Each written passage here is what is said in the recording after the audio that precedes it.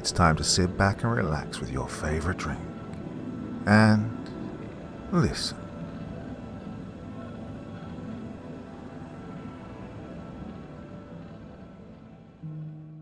Good evening, wanderers of the dark, and welcome once more to the threshold where the world you know begins to thin.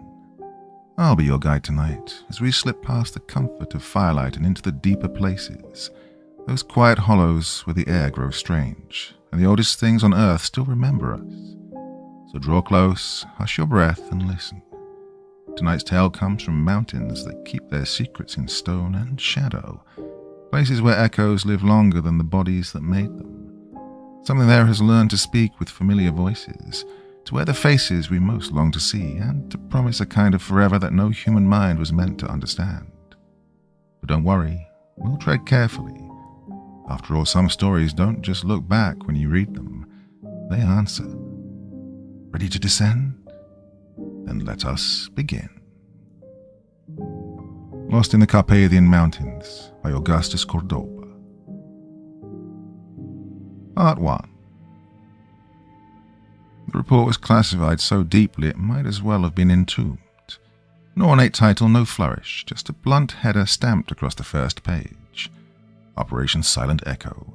Missing personnel investigation. What followed wasn't a narrative so much as a series of ruptures in reality.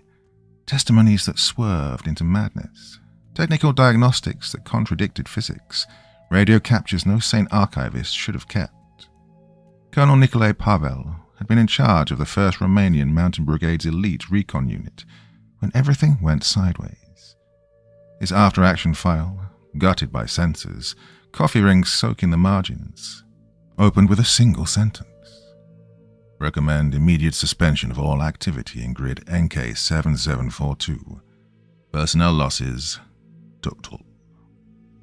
Now, the Carpathians had eaten men before. Avalanches, gear failures, winter storms that could freeze the breath inside your throat. But this wasn't nature. This was subtraction, surgical and silent. 22 NATO operators had gone without leaving so much as a torn jacket. No beacon pings, no last calls, nothing. They slipped out of existence somewhere in the no-man's land between the Buchi and Patra Crui ranges. Only Staff Sergeant Roxana Petrescu had come back. Her psych evaluation read like a warning label. Severe temporal dislocation, violent auditory hallucinations. Her rough field sketches showed ridge lines and valleys satellite imagery swore weren't real. Her recorded testimony, copied word for word, spoke of voices rising from barren basins, shapes drifting against the wind, and coordinates that mapped dead air. The mission had started like any routine joint training op. Romanian mountain troops paired with NATO specialists. Standard kit, known ice routes, a roster of veterans. The briefing mentioned that the limestone veins might throw off comms.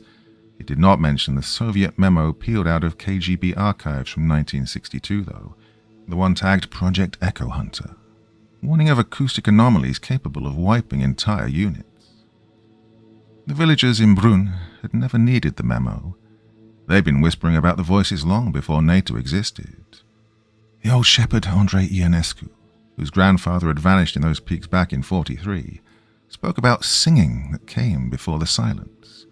Sweet voices drifting down from the cirques. Daughters calling to fathers, wives pleading for husbands, children crying for help. Always someone you knew, and always wrong.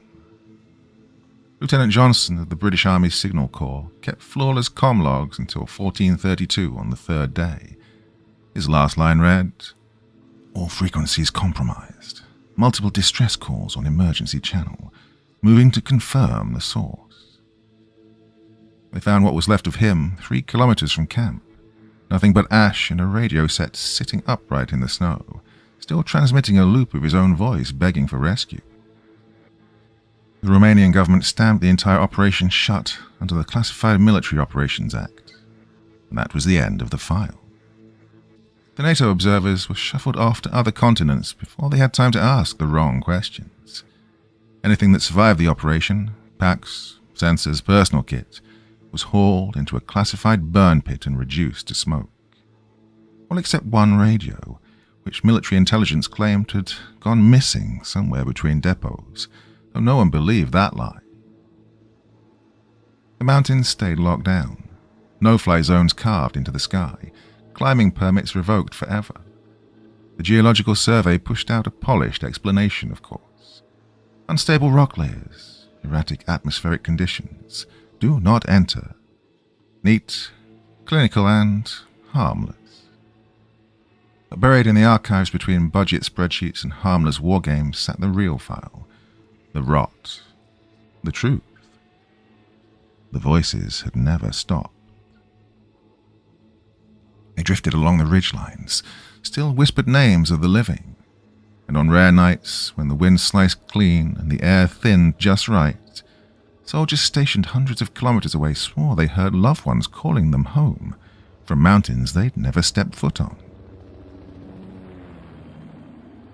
The transport helicopter came in low, its blades chewing the morning mist. The air had that heavy metallic bite that meant the weather was about to turn. Staff Sergeant Roxana Petrescu leaned against the cold port window, watching the Carpathians rise out of the cloud deck like half-buried titans.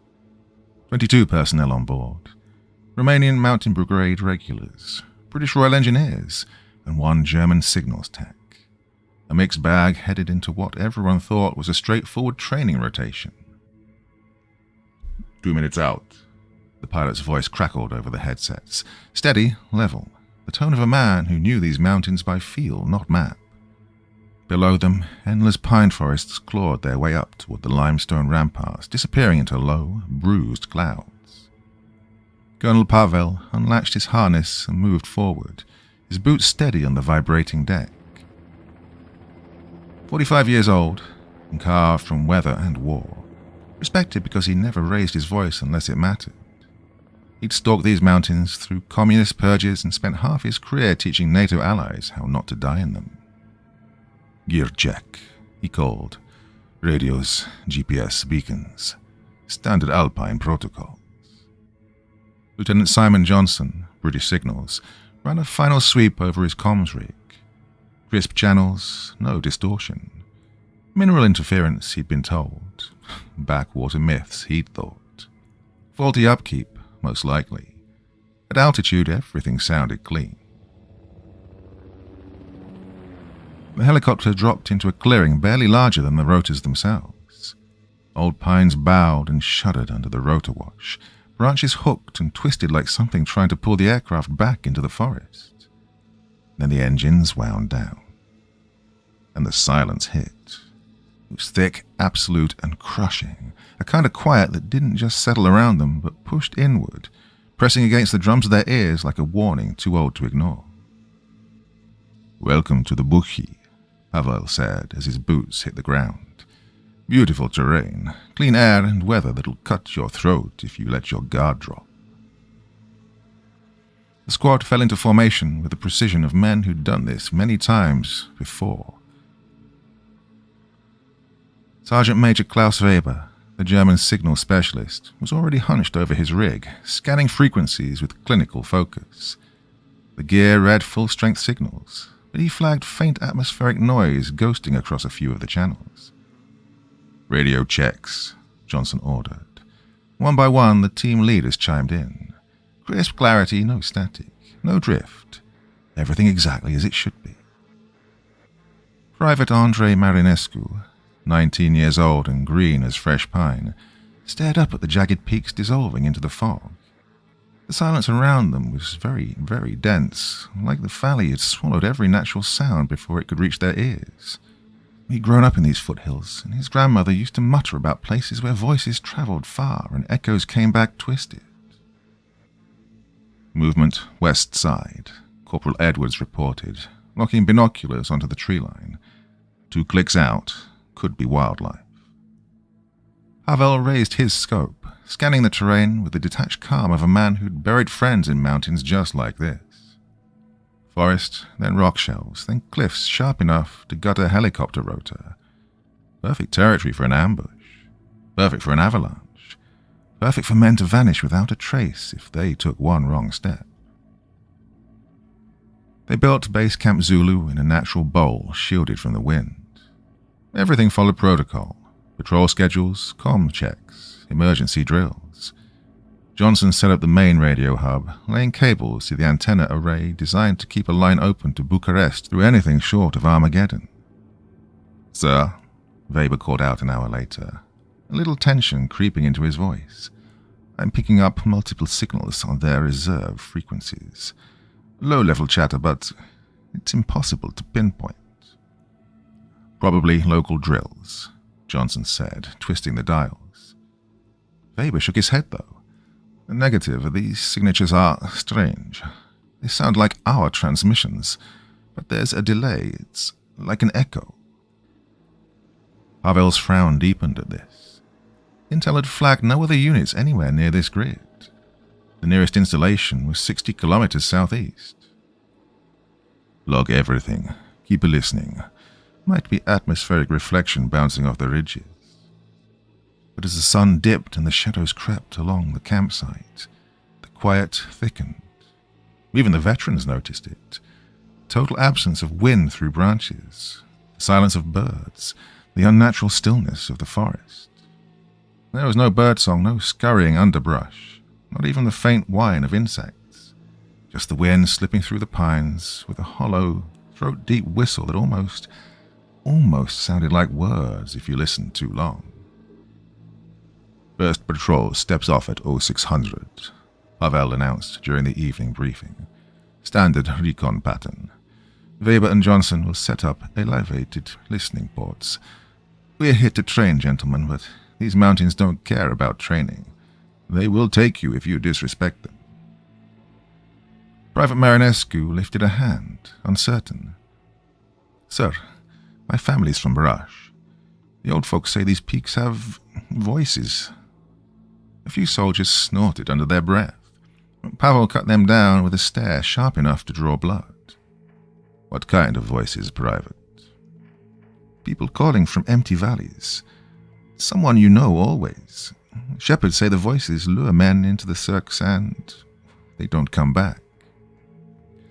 "Noted," Pavel said, his tone diplomatic but iron underneath. "Acoustic anomalies happen in mountains. Sound ricochets off rock. We trust instruments, not folklore." Well, the night fell fast, and the temperature plunged 15 degrees in under an hour. Tents snapped in the wind as men crowded around portable heaters, cycling through gear checks like rituals against the cold. Johnson stayed with the radios, monitoring how the dropping temperature warped the signal quality. Everything stayed clean, though. Normal. Until 2147, that is. Weber stiffened over his console. "Sir, anomaly on 110.7 megahertz." He adjusted the frequency. What came through didn't belong to the present. It was their radio checks from earlier. I mean, the same words, the same cadence, but they were twisted now. Equipment glitch," Johnson muttered, running diagnostics.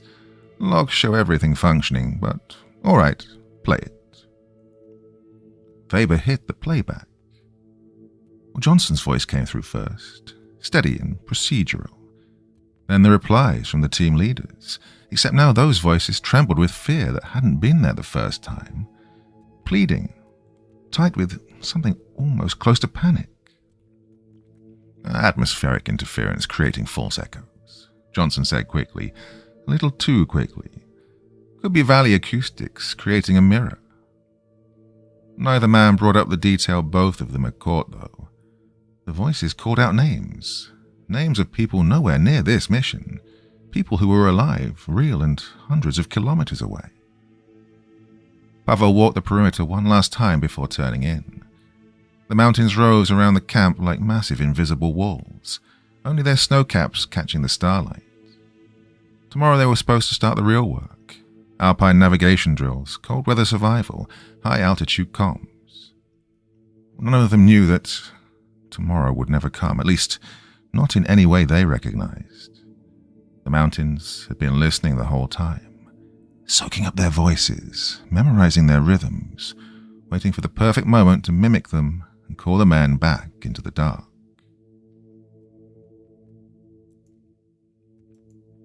Part 2. Dawn, when it arrived, did so 2 hours late. Pavel checked his watch, then the GPS, then Johnson's chronometer. All three insisted it was 0800 hours, but the sky clung to night, black, star-pocked, clouds shifting in slow fractures overhead. The sun should have broken over the eastern ridge 40 minutes earlier. Atmospheric conditions, Johnson muttered once more, but the uncertainty in his voice ruined the excuse. Heavy cloud cover. The morning radio check rolled out like clockwork. Alpha team establishing overwatch. Bravo team running equipment diagnostics. Charlie prepping for recon. Perfect clarity, zero interference. Except Johnson felt a cold drop in his stomach. He was sure he'd already done this twice before. Weber, he called. Pull your logs. When did we run the morning comms? Weber scrolled through his digital recorder. 0630, sir. Everything green. Then why do I remember doing the exact same check at 0615 and 0645? Maybe you're thinking of yesterday's sequence, Weber offered. Johnson flipped open his handwritten logs. There were 3 entries, same words, same tone, same confirmation, spaced at 15-minute intervals. It was his handwriting, his timestamps.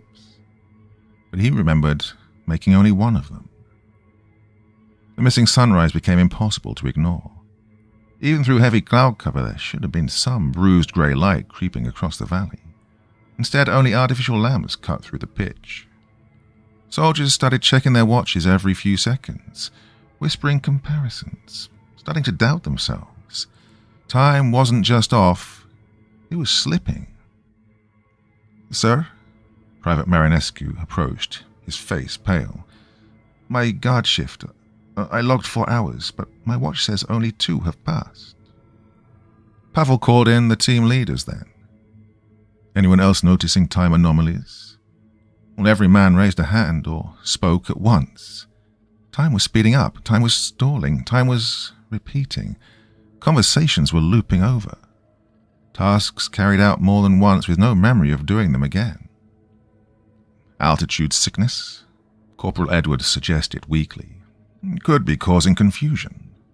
We're at 1,200 meters, Weber counted. Nobody gets acute mountain sickness at this elevation. And then Johnson's radio hissed alive.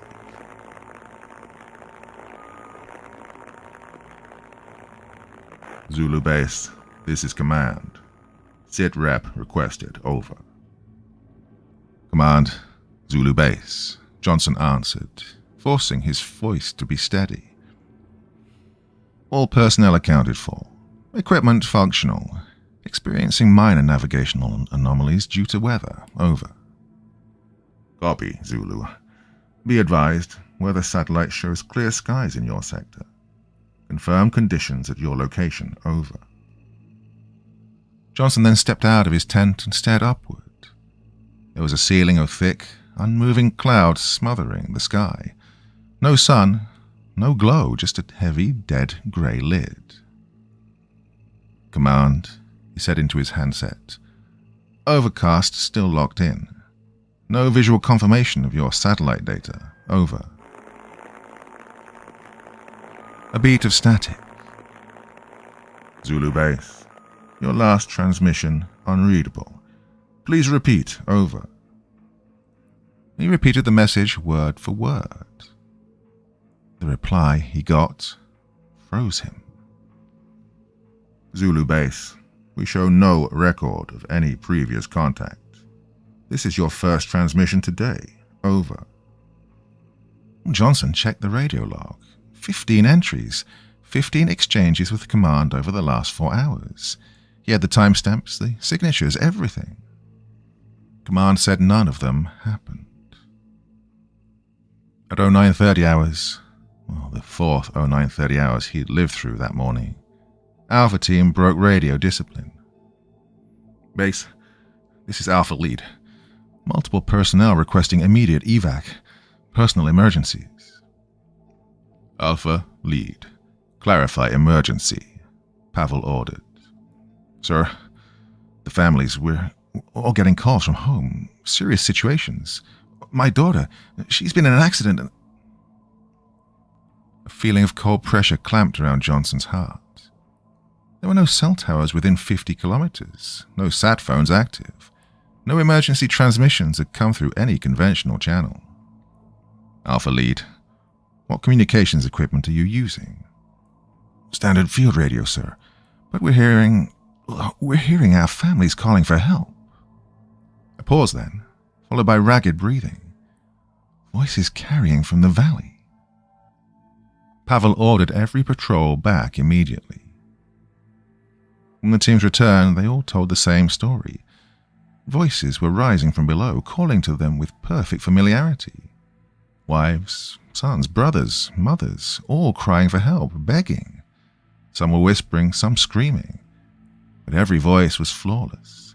The intonation, the habits, the tiny quirks only a family would recognize. Sound bounced strangely in the mountains, but this wasn't an echo. This was something else. This was bait. Weber locked himself inside the comms tent with his equipment for nearly an hour, and when he came out, he looked like he'd aged a decade. Sir, he said quietly, you need to hear this. He played a recording. Voices. Uncanny, exact copies of family members the Romanian British soldiers had never even met. Weber's gear shouldn't even have been able to capture that kind of emotional detail. The breath patterns, the private phrasing, and yet every nuance was there. The transmissions contain information they should not have, Weber said. Private conversations, recent events, things only their families could know. And they're coming through on frequencies that shouldn't be able to carry human radio at all. Equipment malfunction, Johnson said reflexively, though again his voice cracked under the weight of his own disbelief. Sir, look at this. Weber then pulled up the spectrum analyzer. The voices are originating from underground, he said, approximately 40 meters below us, transmitted straight through solid limestone. Well, the afternoon was even worse. The anomalies didn't just increase, they sharpened, like they were sinking their teeth into them. Radio checks turned into looping nightmares, the same exchanges replaying with tiny deranged edits. Sometimes they lasted a few minutes, sometimes they dragged on until a man didn't trust his own voice anymore. Memory began to slip too. Soldiers blinked and found themselves standing somewhere else entirely, with no sense of how they'd crossed the distance. Private Marinescu stumbled out of his tent, pale and shaking. Nothing was missing, nothing rifled through, yet every personal item he owned had been rearranged with eerie precision, like someone had studied his habits and then rewritten them. Others admitted the same thing in hushed tones. The voices are getting stronger, Sergeant Major Rodriguez muttered over the comms, his accent thick with fear. And closer.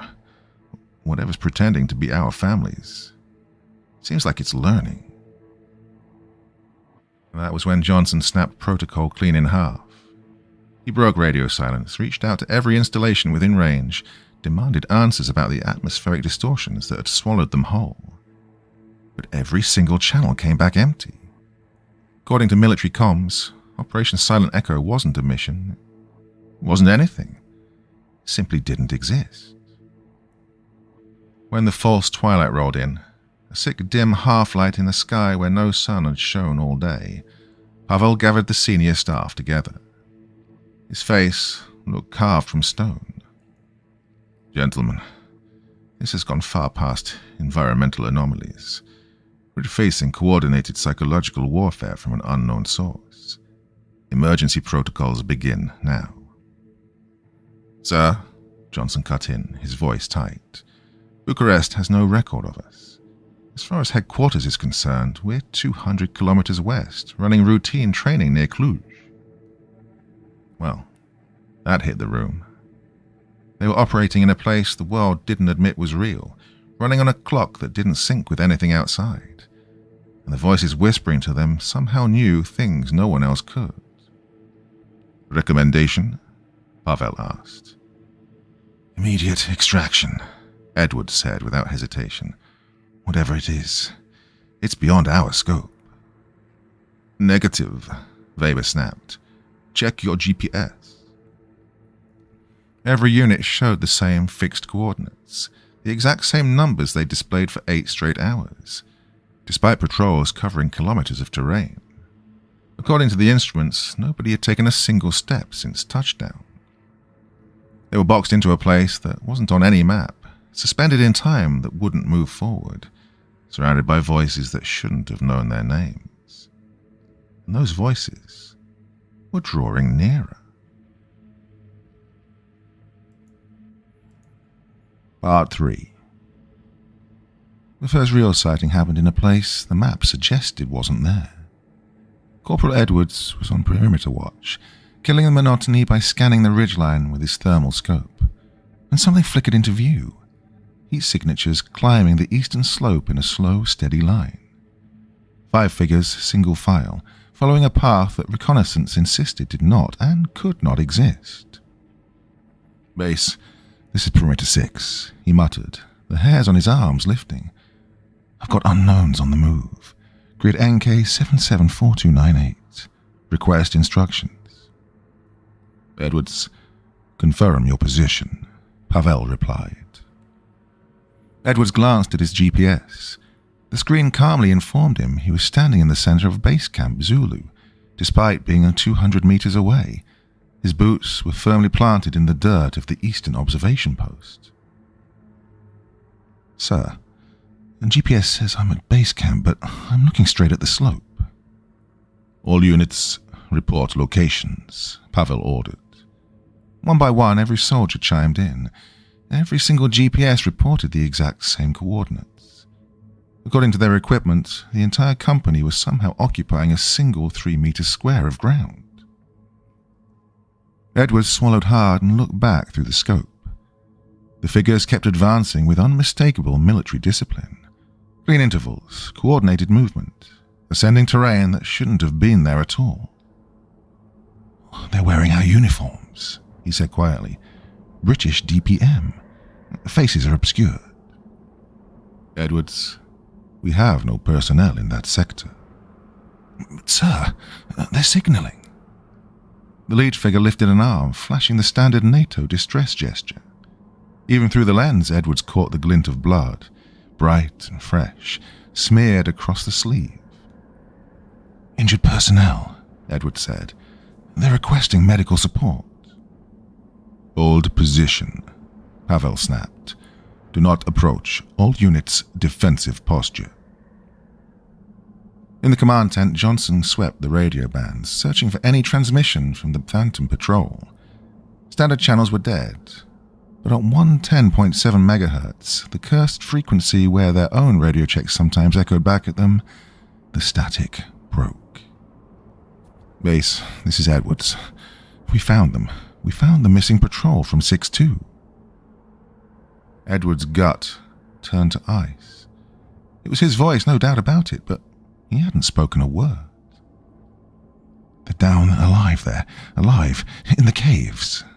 The phantom voice continued, strained and breathless. "Some kind of shelter. They need immediate extraction." "Look, I'm not transmitting," Edwards whispered into his mic, breath hitching. "That's not me." More voices bled into the channel. Johnson recognized them all. His own people, each reporting events that weren't happening, describing threats they couldn't see, requesting support for crises that weren't unfolding anywhere near them. "Johnson here. Reading massive electromagnetic anomalies 3 clicks north. Possible crash site. Survivors confirmed. Weber to base. Found the source of the interference. It's beautiful. You need to see this." Every voice was a perfect copy. In tone, cadence, breathing, radio etiquette. All flawless, impossible imitations. And every single soldier supposedly speaking was right there in camp, alive, present, and staring at the radio with growing horror. Pavel didn't hesitate. His voice cut through the radio net like a blade. All personnel fall back to base camp now. No stragglers, no perimeter watch, no heroics. Full kit inspection, head count, identity verification. Lock it all down. But as the squads converged on the command post, the world around them seemed to peel apart. Visual anomalies multiplied like cracks spreading through glass. Patrols reported glimpses of soldiers drifting between the trees. Familiar silhouettes, wearing their uniforms, moving with practiced rhythms. Always someone they recognized, always someone calling for help or signaling that they'd made some impossible discovery. "Sir," Sergeant Rodriguez's voice trembled on the line. I just watched myself walk into the tree line. Same gear, same gait. When I shouted, he turned and waved at me. The head count told a different story. 22 soldiers present, breathing, standing right there. Not a single one missing. Yet the forest kept coughing up duplicates, ghost versions of the unit, marching on patrol routes that no longer existed, executing missions nobody had ordered. Weber hunched over his electronic warfare gear, his fingers tapping frantically across dials. "The spectrum's blown out," he said. "It's full of our own signatures. Our call signs, encryption patterns. These aren't reflections. They're active broadcasts." "Show me," Pavel ordered. Weber brought up the analyzer. The screen blossomed with dozens of transmission points, forming a distorted ring encircling their location. Each signal carried their voices, their habits, their precise radio discipline, all perfectly reproduced. "Range?" Johnson asked. "Not range," Weber replied. "Depth. 30 to 40 meters down. And they're moving, coordinated." A long cold silence followed. The truth pressed in on them. Whatever was buried beneath the limestone wasn't just mimicking them. It was organized, communicating, and wearing their identities like borrowed skin. At 1600 hours, the copies finally broke cover. First stepped out from the tree line. Private Marinescu, or something wearing Marinescu like a mask. Same build, same jittery way he fiddled with his weapon strap when he was service. His gear was identical. The scratches on his helmet matched perfectly. Even the small tear in his sleeve, the one he'd earned that morning snagging barbed wire, it hung in the same place, frayed in the same way. It wasn't a resemblance. It was pure replication. "Marinescu," Pavel called out. "Report." The thing wearing Marinescu's face paused, blinking with that same lost, uncertain look the real soldier got whenever he was caught off guard. It opened its mouth, and Marinescu's voice rolled out. Tone perfect, cadence perfect. Just the message wasn't his. "Sir, requesting immediate evac. A family emergency, home invasion. My children are missing." The real Marinescu stood shoulder to shoulder with Pavel, unmarried, childless, his family alive and well in Brasov. Then more shapes pushed out of the dark. More copies. Perfect. Gait, posture, scuffed boots, and the nervous tics only close teammates would know. Each one begged for extraction, each spinning urgent family crises, each citing personal details that didn't exist in any personnel record. "Weapons," Pavel said quietly. "Safety off. New rules of engagement. If it's not standing beside you right now, it's hostile." The duplicates advanced in disciplined formation. Crisp intervals, clean bounding movements, methodical spacing. They looked real. They moved real. The lantern light threw shadows behind them like they were flesh and blood. But when Johnson checked them through his thermal scope, his stomach twisted. "They're cold," he said. "Ambient temperature, no heat at all." Edward stepped forward, testing something grim. He shouted at the version of himself drifting near the comms tent. "What's my daughter's name?" Instant response. "Emily, 7 years old. Broke her arm learning to ride. You promised to take her fishing when you got home." Edward stared blankly. He'd never had a kid, never even come close. The forest pressed inward. There were more replicas, more pleas, more fake emergencies crafted with eerie emotional precision. They spoke with conviction, weaving stories that slid under the skin, pulling at instincts these soldiers didn't know they had. "Sir," Weber called out, eyes locked on the data scrolling across his analyzer. "The transmissions shifted. They're not repeating the known patterns anymore." "What are they doing?" Pavel asked. "They're improvising," Weber said. "They're generating new content based on our physiological profiles. Family crises, personal details, things that hit exactly where they should. This definitely isn't mimicry. It's targeted pressure, custom built to drive us out." Johnson felt this understanding hit like a gut punch. It wasn't their voices the thing underground had been memorizing. It was their fears. Every insecurity, every scar, every hidden pressure point. The copies crowding the perimeter weren't replacements. They were there to lure them. And whatever waited in the direction those voices kept urging them to go to, that was the real trap. The attack kicked off with a noise no field manual had ever warned them about. It wasn't even a noise, really, more like a ghost whisper buried under the threshold of hearing, a vibration that ignored the ears entirely and drifted straight into the bone. Gear housings thrummed, metal parts chimed like someone tapping tuning forks against the inside of the world. Human skulls became hollow speakers. Private Marinescu cracked first. He lurched upright, rifle hitting the dirt with a dead clatter. When he opened his mouth, his grandmother's voice poured out. "Andre, come home. The sheep are wandering in the high pasture. I can't gather them alone." Before anyone had processed it, he was already moving toward the tree line, where his copy, his perfect, silent twin, was waiting for him.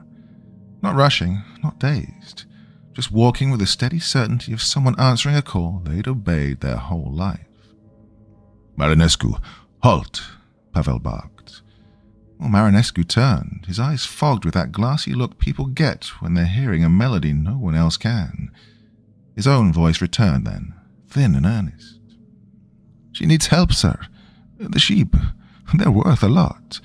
Winter feed's expensive." Edward snatched his arm, and the spell suddenly snapped. Marinescu blinked, shakily, staring at the duplicate standing motionless 30 meters out. What the hell was that?" he muttered, genuinely lost. Johnson was already hunched over his radio rig, checking his analyzer. A low spike glowed on the readout. 11 hertz, continuous. Been there since the double showed up. Infrasound, below hearing range. Causes panic, confusion, and... He flipped through a manual with stiff fingers. Hallucinations. It's being pumped from underground. Weber gave a tight nod. "Confirmed. Pulse is rising. It's scrambling our heads."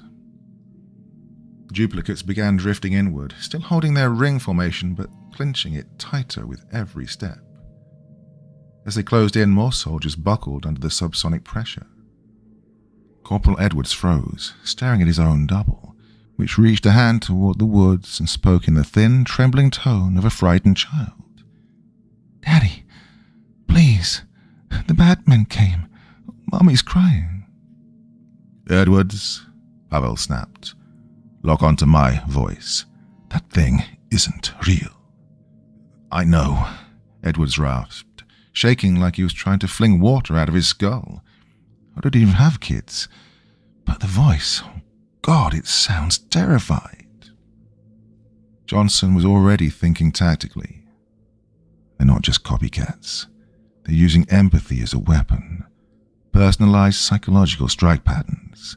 Stuff we don't even have on file.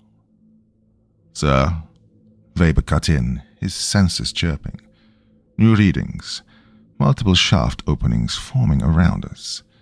They're appearing as we speak." Pavel followed his gesture. Well, the earth had split itself open now. clean circular pits dropping into darkness deeper than their lights could touch. The arrangement was too exact to be natural, too fast to have been dug. Worse, the infrasound signal was pouring out of these fresh wounds in the ground. "Right, all personnel, full chemical protection," Pavel ordered, his voice hardening. Whatever was down there, he doubted it was just sound. As the troops snapped on gas masks and sealed themselves into chemical suits, the duplicates shifted tactics. Their voices seemed to merge, every one of them into a single crushing choir of borrowed familiarity. The same message rolled out of every mouth. "The shafts lead to safety. Down below, the chambers are shielded. They're hidden, safe from what's coming from the sky." Johnson felt his instincts go cold and automatic. "Psy-ops," he muttered. "Classic play. Build a threat, then sell the escape routes. Those holes are the kill box." But even as he said it, he caught sight of several soldiers drifting toward the openings like sleepwalkers. The infrasound was chewing at their focus, turning thoughts into sludge. Each decision felt preloaded, as if someone else had already made it for them. A few men had started unbuckling their gear, prepping themselves for descent like it was a rescue mission instead of a grave. "Weber, can you jam the frequency?" Pavel demanded. Yeah, in theory," Weber said, his hands already flying over cables.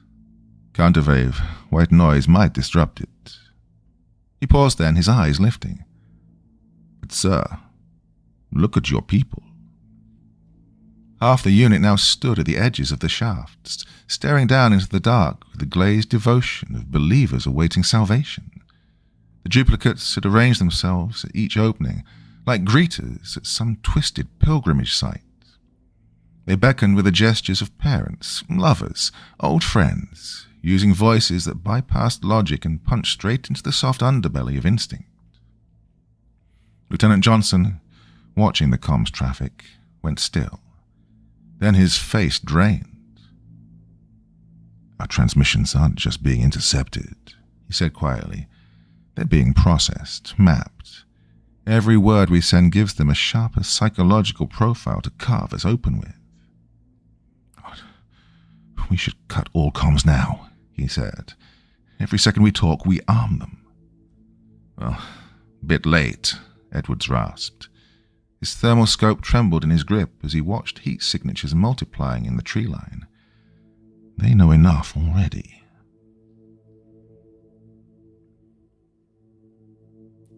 Part 4.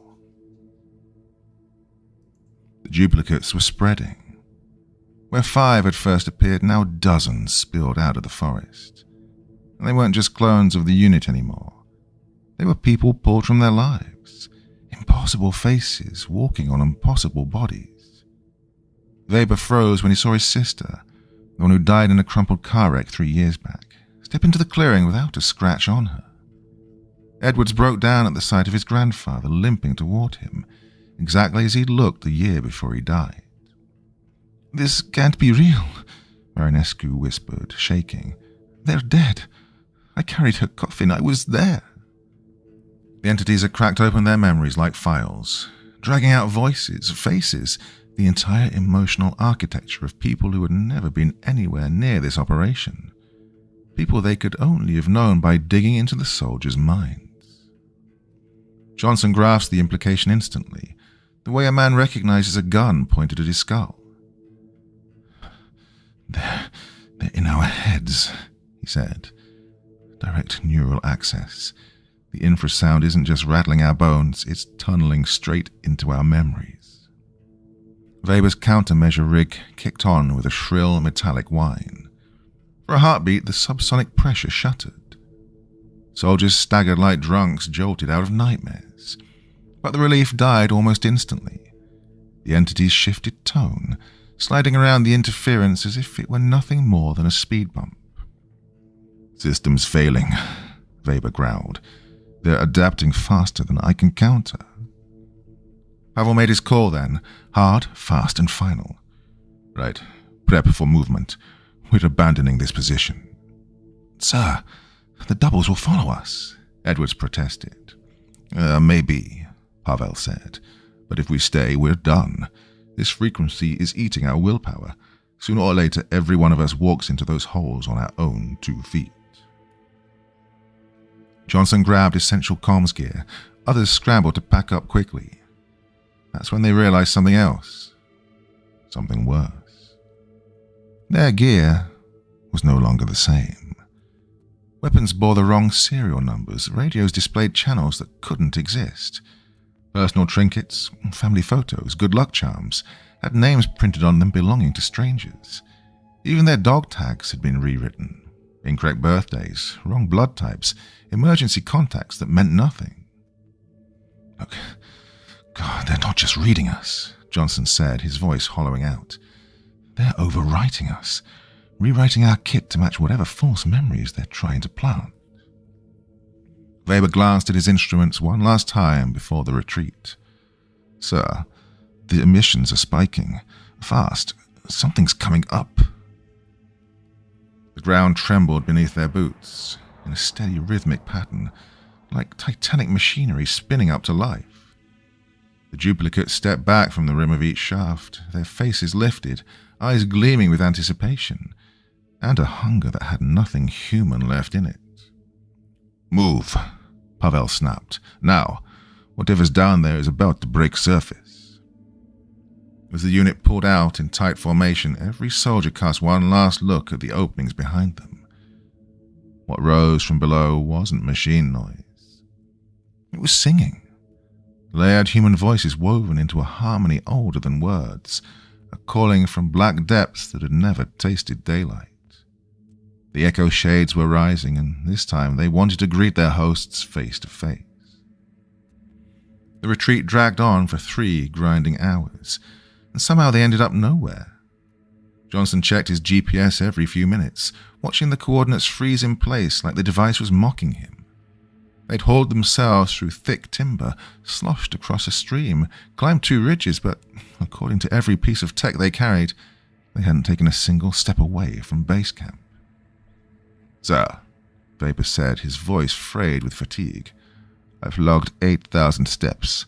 GPS still says 0 movement. Compass is locked northeast, but the terrain we're crossing puts us heading southwest. Powell finally called a halt in a clearing none of them remembered entering. The men attempted to form a defensive perimeter, though their motions were slow, almost absent-minded, as if some quiet pressure was tugging at their attention, nudging their thoughts backward toward the shafts they'd fled. Head count, Pavel ordered. Edwards read off names. Each soldier answered on cue. 22 men accounted for. But when Johnson actually looked at the circle of bodies, he only counted 19. Right, who's missing? He asked.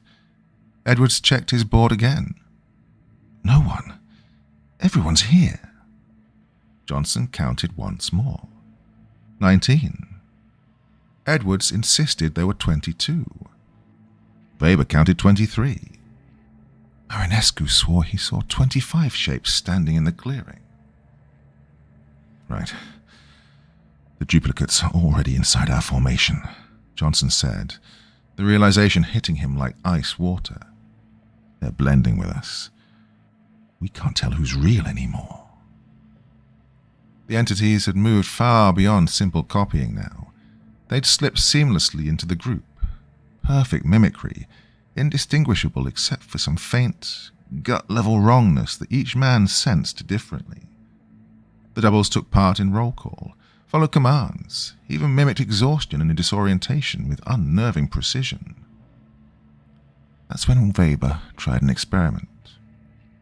Right, everyone. State your mother's maiden name. A few men answered without hesitation. Petrescu, Kowalski. More answers followed, but slowed, dragged out of minds that suddenly felt scrubbed clean in all the wrong places. They sounded correct, but carried the off-key tone of remembering a script rather than a life. Sir, Private Marinescu approached Pavel then, trembling. I can't remember my girlfriend's face.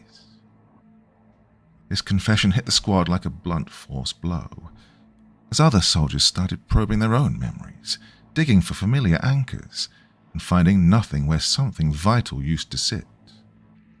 Childhood friends' faces blurred, addresses they'd known by heart dissolved like wet ink. Details they'd woken up with that morning now felt like second-hand stories from someone else's life. Damn, they're not just feeding us fake memories, Johnson said, his voice flat with dread.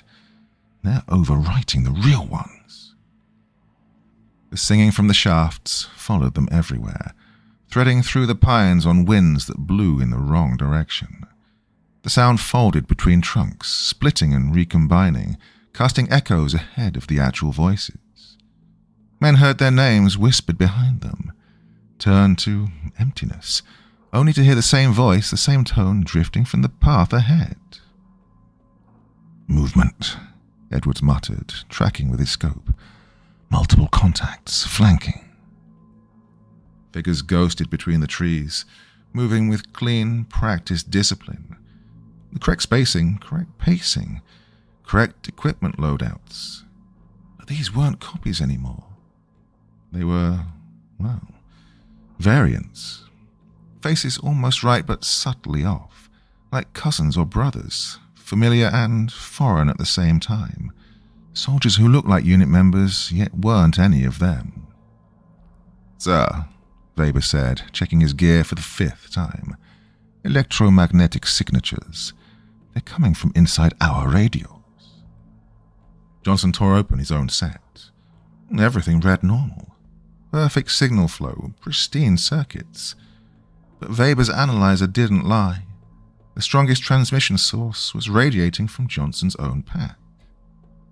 Well, they're not sending signals to us, Johnson said slowly. They're sending signals through us. We're the broadcast network. Now the truth hit them. Every radio, every tablet, every sensor converted into living relay nodes for whatever intelligence was speaking beneath the limestone. Their own equipment was carrying out the psychological assault. We need to destroy all electronics, Pavel ordered. Every device now. Hands moved quickly, and then stopped, froze. Soldiers stared at their radios, their fingers twitching inches from the kill switches. This wasn't fear, it wasn't hesitation. It was something deeper, rewired at the root. We can't, Edwards whispered, feeling ashamed. It feels like stopping a heartbeat, like cutting off air. They'd all been conditioned, reprogrammed. The devices felt essential to them, part of them. As the afternoon dragged into a crooked, impossible twilight, the forest shifted again. Through the trees, the pursuit became unmistakable.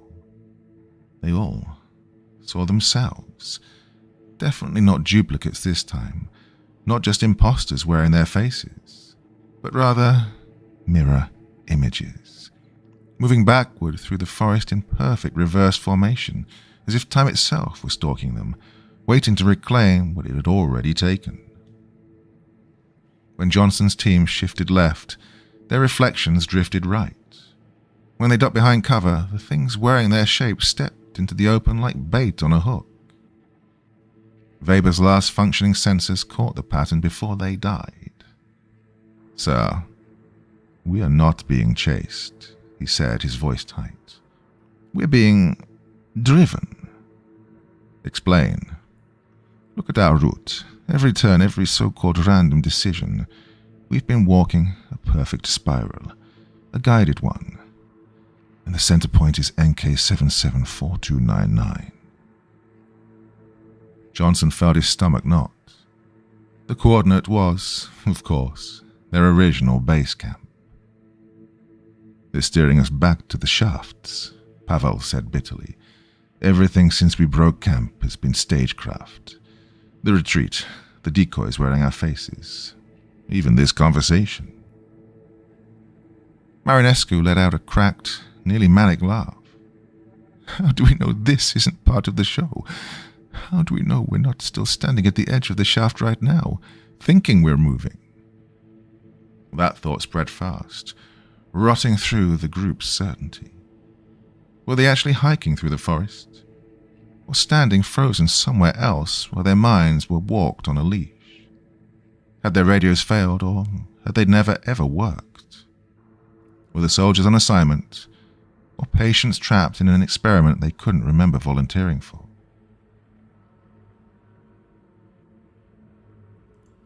Part 5. Cognition check, Johnson snapped, falling back on drilled instinct. Serial number, rank, mission objective, now. It didn't help. Half the men couldn't recall their own numbers. Others recited IDs belonging to teammates beside them. Mission objectives fractured into nonsense. Mountain warfare training, civilian evacuation, search and rescue, earthquake relief. No two answers matched. Before Weber's equipment fried itself, he made one last discovery. Sir, this area isn't on any map. According to every satellite we've supposed to be under, the terrain we're standing in does not exist. Johnson felt the floor drop out from under his thoughts. The entities hadn't just corrupted their gear or warped their memories. They built a new space around them, a fold in the world, a counterfeit valley wearing the mountain skin. They weren't lost in the mountains. They were lost inside something pretending to be mountains.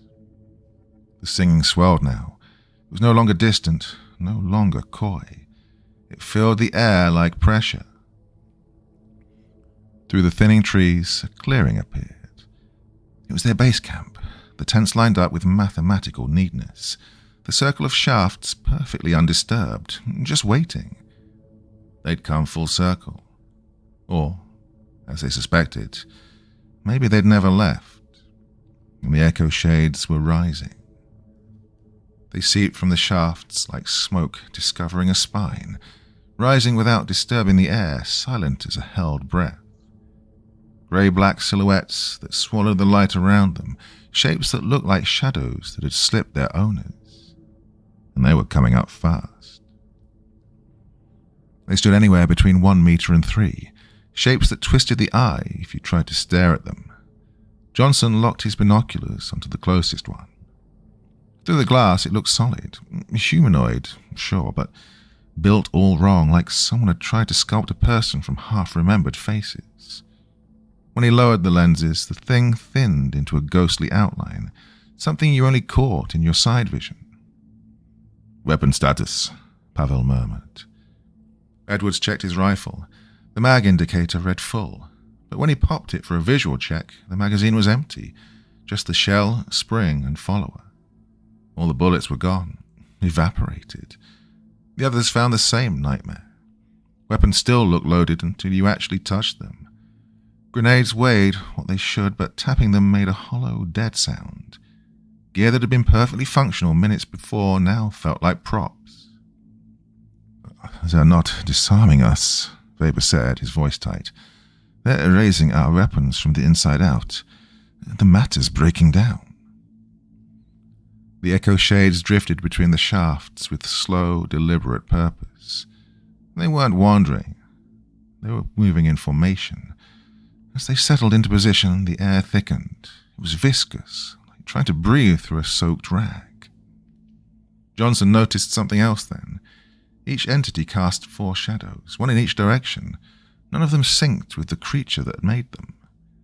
The shadows moved on their own, sometimes anticipating a step, sometimes trailing behind. Grey silhouettes swept across the ground in a chaotic, nauseating rhythm. "They're setting up for something," Edwards muttered.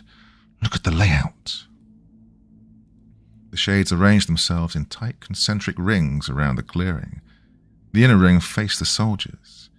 The outer rings pointed outward, guarding the forest. This wasn't an attack posture. It was defensive, almost protective. The shafts, Pavel realized. They're guarding the shafts. They're not the threat. Something else is coming up. Then the low-frequency hum rolled back through the earth, harder this time, layered with strange harmonics that scraped at the inside of their skulls. The sound had changed. It was no longer just alien vibration, but rather a mix of biological moaning and machine resonance, as if metal and muscle were bolted together and were straining. Weber's failing equipment flickered with one last reading before it died for good. Sir, massive electromagnetic displacement in the shaft network. Something big is rising from the deep. The first shaft lit from within. A cold bioluminescent glow, blue-green pulses throbbing in time with the harmonics. The soldiers felt it hit their chests like a second heartbeat, their own rhythms falling into step with something climbing toward them from the dark. Marinescu drifted toward the nearest shaft without meaning to, one slow, precise step after another. He moved like a man running onto someone else's software, his mind along for the ride but nowhere near the controls. Marinescu, halt! Pavel's voice cut the air like a blade. The private froze mid-stride, suspended in an unnatural pose, torn between following his commander and obeying whatever was whispering to him from the depths. When he finally spoke, the words came out stacked, his own voice braided with the echoes of everyone he'd ever known. It's beautiful down there. Safe. All the lost voices. They're here, waiting. Our families together again. No fear. No distance. Edwards grabbed for him, trying to hold him back, but recoiled instantly, swearing under his breath. God, his skin. It's like touching cold fog. No, it's like touching nothing. Johnson raised his thermoscope. The screen showed 0. No heat, no body. According to the instrument, Marinescu wasn't standing there at all. Damn, he's being rewritten, Johnson said, his voice low, turning into one of them. Others were starting to slip too, skin thinning into translucent sheets, movements going liquid and just wrong, their voices picking up strange harmonics like they were already half merged with a chorus. The echo shades weren't replacing them, they were now converting them. Weber staggered towards a shaft, his equipment falling out of his hands like he didn't remember what fingers were for. When the devices hit the ground, they sank halfway into the soil, still vibrating, existing above and below the surface in that same moment. Reality's splitting, Weber muttered, his mouth softening at the edges, losing shape. The walls between dimensions are collapsing. Pavel seized him, trying to anchor him into this world, only to feel his grip pass straight through the man as if Weber were made of cold vapor. Weber smiled, wearing half-familiar expressions stolen from multiple faces at once. Colonel, you're fighting evolution. This is what we're meant to be, beyond time, beyond one identity. We are every version of ourselves, every person we've ever touched. The shafts throbbed brighter. Something massive was lifting itself through the limestone. Johnson caught glimpses through his scope, geometry folding in on itself like an equation made of bone. Surfaces that breathed, machinery fused to living tissue in ways that violated both. The base, Edwards whispered suddenly. The real base camp. It's still here, layered all over this place. 2 sites overlapping. Well, he was right. In the rising glow, Johnson could see their original tents, untouched. Their equipment exactly where they'd left it.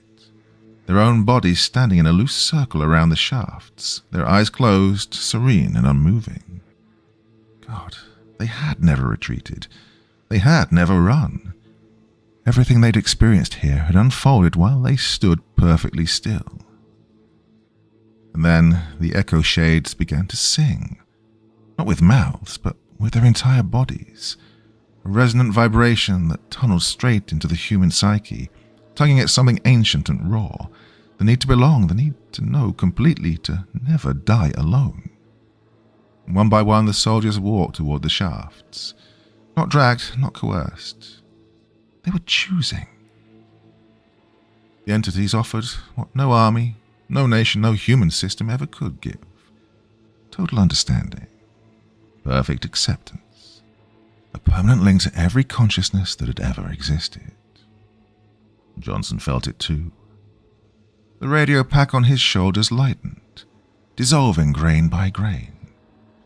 His service memories thinned out, replaced by lifetimes he'd never lived, whole worlds of faces and moments stretching back centuries. And the pull from below only grew stronger. Through the blur swallowing his vision, he watched his own hands turn ghostly thin. The last clear thought flickered like a dying spark. The echo shades weren't invaders at all. They were the end state, the shape humanity took when it finally stopped clinging to the idea of a single self and surrendered to the vast hive mind waiting below.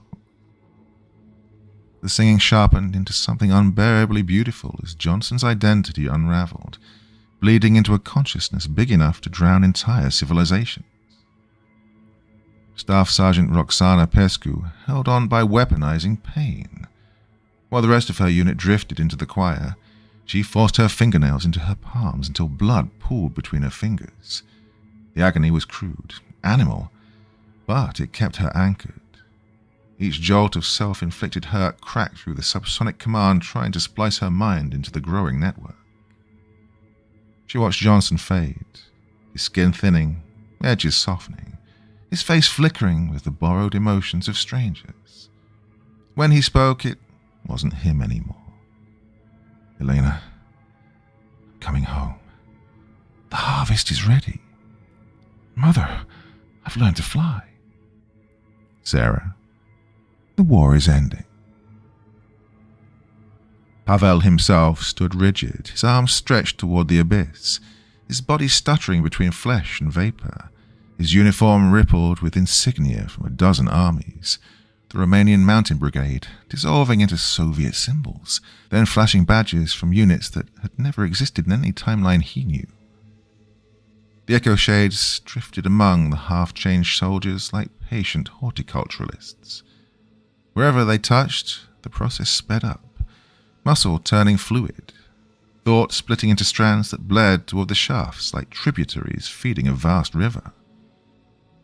Pescu forced herself forward. Every step was a battle against the harmonic pull dragging her toward oblivion. She needed to see what was rising before she lost the strength to resist entirely. The central shaft, spiraling patterns of bioluminescent light climbed skyward, forming a living column. Through the glow, something titanic was ascending. Not machine, not body, but a hybrid older than language itself. Crystalline shapes pulsed with neural fire. Structures folded, unfolded like organs made of stone. Surfaces exhaled, etched with patterns that looked ancient. Circuitry carved into fossilized roots. Weber, half man, half echo by this point, stood nearby, existing in two states at once. His voice came in overlapping layers, translating whatever the shades had perceived. Not rising, always here. Mountains built around it. Limestone protects. We sleep, we dream. We sing. Humans hear the dreaming. Well, the truth hit Pescu like a live wire. This thing below wasn't an intruder. It was native. Older than the rock, older than the Carpathians. It had been here when the land was still molten, long before human maps, borders, or languages. Human towns, military outposts, even the mountain range itself had accumulated around this presence like scar tissue forming around a buried shard. And through Weber's fractured consciousness, she finally understood. The entity didn't devour people. It kept them. Every lost wanderer, every soldier who vanished in the snow, every shepherd swallowed by storms. They hadn't died alone. Their minds had lived on inside the collective, memories preserved like pages in an endless archive. The mountains weren't haunted. They were inhabited. They were remembering. The echo shades were only the outer shell of the machine, its first layer of preservation. They weren't ghosts or monsters. They were archivists, singing the dreams of the absorbed, calling out with the borrowed voices of the dead, Those low, chest-rattling frequencies weren't weapons at all. They were invitations, open doors to a kind of immortality that demanded the sacrifice of the self.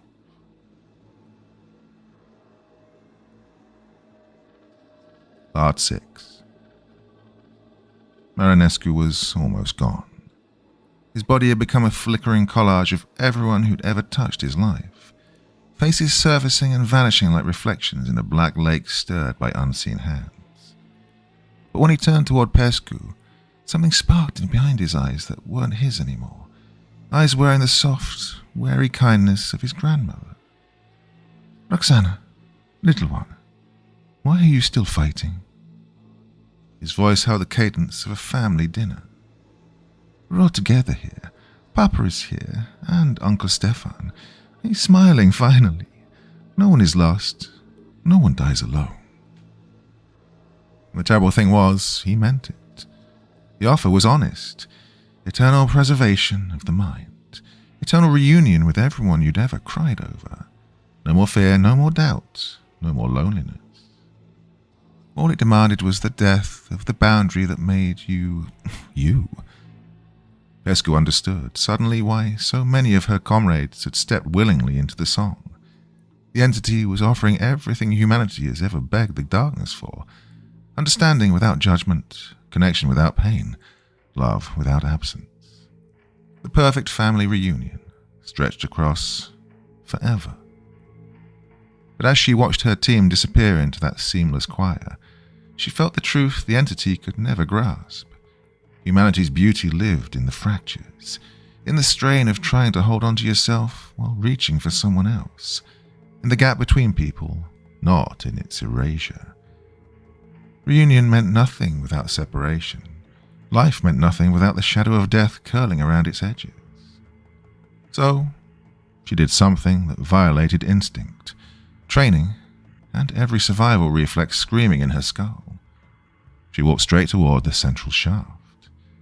Not resisting, not surrendering, just approaching. The echo shades parted like nervous animals. Their song lost its confidence now, shifting into a low, uncertain tremor.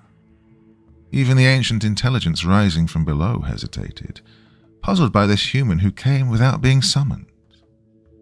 At the brink, Pescu saw deep into the earth.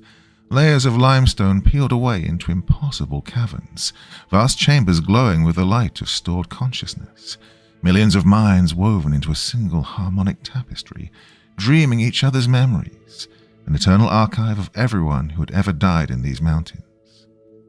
She reached into the subsonic field and spoke directly to the presence. "You're keeping them," she said. "But keeping isn't living. You've built a museum of minds, not a community." The response wasn't words. Well, it was something that hit her as raw feeling. Confusion, affection, protectiveness, a crushing desire to erase all suffering by swallowing it whole. "Why refuse the gift?" "Because your gift ends the part of us that matters," she answered. "We need the right to fail, the right to be unsure, the right to be alone. You offer protection, perfection, but perfection can't grow." For the first time since its awakening, the ancient being faltered. Its certainty cracked under the weight of millions of human memories, all suddenly realizing something it had never learned to consider. Connection means nothing without the freedom to separate. Pescu then made her final choice. She wouldn't join them, but she wouldn't run either. She stepped into the boundary between worlds, into the exact place where the self dissolves and the collective begins, and held herself there, refusing to disappear. Neither fully human nor fully absorbed. A bridge, a hinge, a translator. The transformation took her but did not consume her. She became something the entity had never made before, a presence that could speak both languages, preserving the spark of individuality inside the ocean mind. Through her, the entity finally understood its mistake. Maybe the true gift wasn't eternal unity. Maybe it was allowing humans to stay imperfect and separate, yet still connected enough to be understood. The singing changed now. It softened, lost its hunger. The notes drooped into something mournful, not for the humans it had failed to absorb, but for the loneliness it had forced on them by trying to erase what made them human in the first place.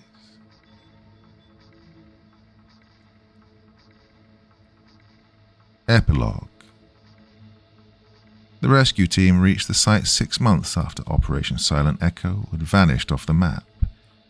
They had expected avalanche casualties, maybe a few scattered remains, but instead they stepped into something else. Something arranged. 22 bodies lay in a flawless ring around the shafts, as if positioned by a surgeon with a compass. Captain Vasily Radu's official report wrapped the whole thing in bureaucratic gauze. Lethal exposure, altitude sickness, a cascade of equipment failures that blocked all emergency signals, a bizarre storm system that kept rescuers grounded, a routine mountain disaster. Except none of it was routine, and the strangest details vanished from every version of the report that reached the public. The bodies hadn't rotted, not even a little. 6 months of wind, snow, animals, and yet their skin was unblemished, their lips faintly parted in expressions of serene awe, as if they died mid-hymn. Worse were the objects found in their packs. Photographs of relatives who had never existed, letters in their handwriting addressed to people no one could trace, gears stamped with insignia from military units that had never appeared on any roster. But then there was Staff Sergeant Roxana Pescu. They found her standing at the edge of the central shaft, eyes open but vacant, body rigid and breath steady, as if she'd been waiting for something. Her vitals were perfect. Her mind, however, was somewhere unreachable. Doctors ran every test they had. Her neural scans didn't match anything in medical literature. Synchronized bursts of activity so dense and ordered it looked like her consciousness was split between her body and somewhere deep under the stone. She didn't move or even blink for 3 weeks. Then, without warning, she started talking. The transcripts of her debriefings, locked behind security clearances that supposedly don't exist, read like transmissions from a collapsing reality. Pescu described lifetimes she hadn't lived, centuries of memories belonging to people she'd never met, entire histories of wars, migrations, and disappearances, none of which appeared in any archive. She said the mountains weren't mountains at all, but a living archive, a vault where death erased nothing and every lost soul sank into an endless, humming network. Dr. Elena Pavel, the psychiatrist assigned to her case, wrote in her notes, "Subject maintains intact personal identity despite recounting experiences that should violently fragment any psyche. She switches effortlessly between individual memory and what she calls the collective strata. Claims active communication with consciousness stored within the mountain's geological layers." Well, the medical anomalies kept piling up. Pescu's body temperature drifted up and down, independent of the room's climate. Her shadow slid in directions the lights never pointed. Audio devices placed near her bed captured conversations in languages no expert could classify. Ancient consonants, impossible structures, all delivered in her vocal signature even when she was asleep. Romanian authorities sealed the entire site soon after. Publicly, the reason was unstable limestone and hazardous mineral deposits. Military patrols watched the perimeter and insisted nothing out of the ordinary had ever happened. But they couldn't silence everything. Local radio operators began picking up transmissions from inside the dead zone. Crisp NATO signals, crystal clear. Call signs from Operation Silent Echo. Voices of men listed as deceased, speaking as if the mission had never ended. The voices stuck to protocol. They were crisp and clean, as if the operators were still alive at their posts. Status reports, supply requests, routine check-ins that should have ended 6 months earlier. But when the investigators hunted down the source, they found nothing but dead air and cold static. No transmitters, no survivors, just the hollow shape of a signal that no one was behind. Pescu, locked away in a quiet, high-security ward outside Bucharest, was the only one who dared offer an explanation that wasn't soothing, wasn't sane, but which fit the facts like a blade. They're still connected. The mountains hold on to everything. Every person who dies there gets folded into something bigger. They don't vanish. They're kept, pressed into the rock, echoing forever. She then sketched subterranean layouts no cartographer had ever imagined. Vast chambers spiraling down into the earth, structures grown like coral around human thought. Geological teams ran tests, and the instruments came back with readings no one wanted to believe. Cavern systems where the bedrock should have been solid, passages opening and sealing in patterns that followed no tectonic logic, as if the mountain itself was breathing. On nights when the sky thinned out and the air turned glass clear, ham operators from the Baltics to the Balkans caught the same impossible transmissions, voices rising out of the Carpathians. Familiar voices, voices that spoke with the exact cadence of a dead mother, a lost friend, a long-buried sergeant. They called children home for supper. They called husbands back from the fields. They ordered missing squads to form up. The broadcast was so perfect, so soaked in emotional truth, that people ignored the warnings and went searching.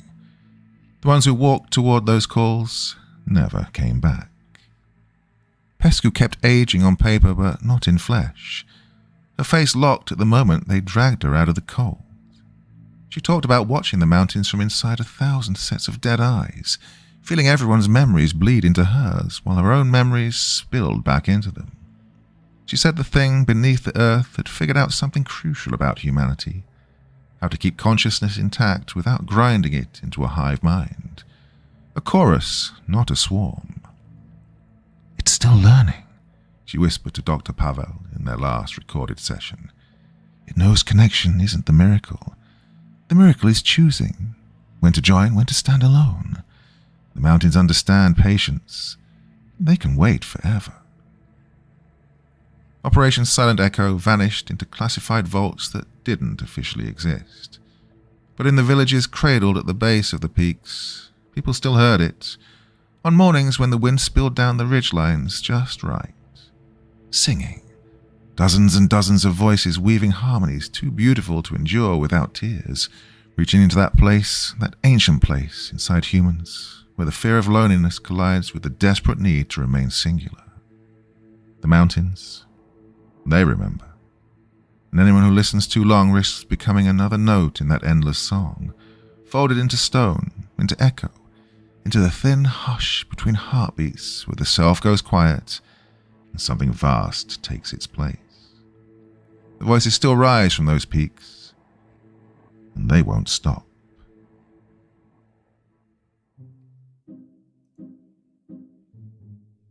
So, my dear friends, I just recorded all that in one go, and my brain is completely messed up. Ooh, can't do these 1.5 hour stories and then expect to be coherent afterwards.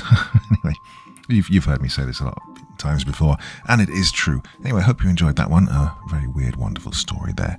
So, yeah, the Carpathians, pretty good setting. I've got another story set in that part of the world coming up at some point in the future, in the next couple of weeks, maybe. So, yeah, hope you enjoyed that setting. Very weird one, that, but very worthwhile. Anyway, waffling on. Till the next time, my dear friends, you sleep well, and be back again with you very soon. Thank you so much for taking the time to listen to this story today. Really means a lot to me and to the author of the story, of course. Well, if you want to know more about me, I'm pretty much everywhere on social media. You can find me on Facebook, Twitter, Instagram. You can download my music on SoundCloud. I've got a Patreon if you feel like. Throw me $1 or $2. Very much appreciated. And of course, on Reddit, I have a place where you can leave stories if you want me to read one that you've written. Well, hoping to see you all again very soon. Till then, sweet dreams. Bye-bye.